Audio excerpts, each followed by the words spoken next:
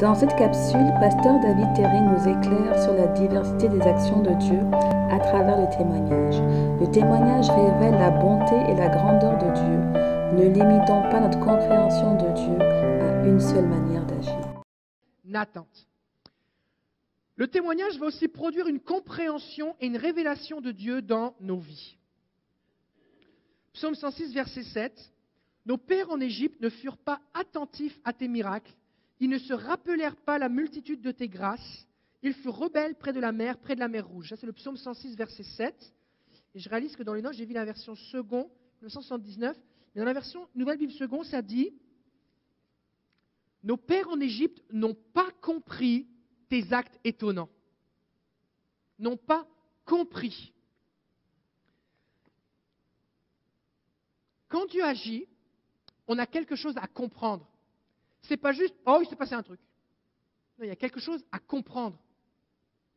C'est pour ça que vous me voyez souvent décortiquer les témoignages et expliquer mais pourquoi et poser des questions et m'appuyer sur le témoignage pour vous communiquer des choses.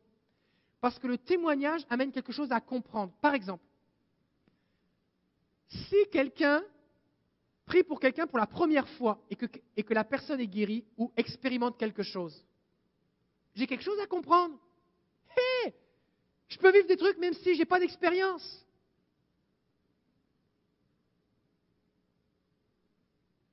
Si la personne dit « Oh, je ne filais vraiment pas ce jour-là », puis quelqu'un m'a partagé son besoin, alors je me suis dit « Je vais prier ».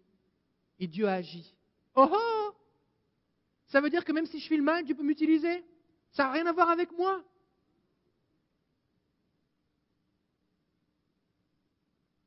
Si quelqu'un dit « Mais j'avais demandé plein de fois de la prière, et encore une fois, j'ai demandé à quelqu'un d'autre de prier, et il s'est passé quelque chose. » Oh oh! Il y a quelque chose à comprendre.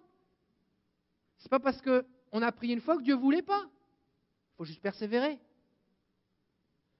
Et si on devient attentif à ce que Dieu fait, à comment il le fait, on va pouvoir en tirer des conclusions sur qui il est et comment il agit. Parce que Dieu agit de tellement de façons différentes. Un jour il fait comme ci, un jour il fait comme ça. Mais si moi dans ma tête je pense qu'il fait juste comme ça, je ne serai pas prêt.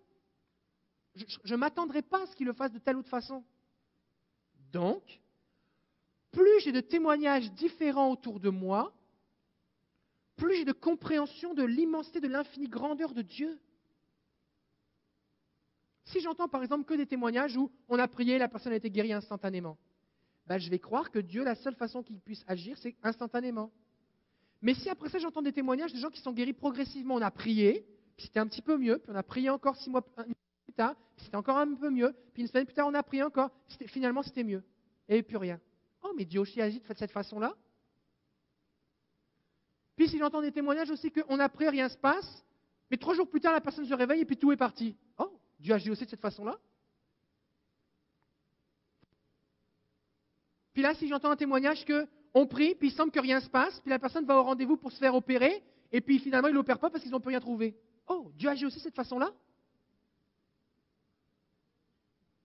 Puis si j'entends un témoignage que quelqu'un, on prie pour elle, et puis elle se met à trembler, ça vibre dans son corps, et puis elle sent une chaleur, et puis, oh, Dieu agit de cette façon-là. Puis la personne dit, j'ai rien senti du tout, mais quand j'ai voulu me pencher, j'ai touché mes pieds pour la première fois depuis 10 ans. Oh, Dieu agit aussi de cette façon-là que tu sens rien, mais tu es guéri.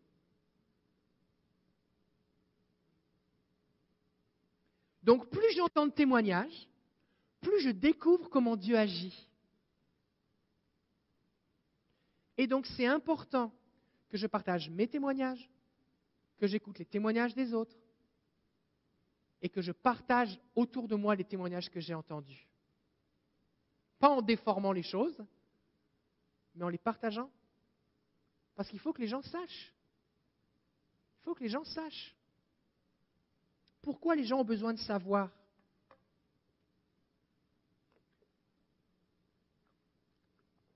Parce que s'ils ne savent pas, ils ne s'attendront pas à recevoir.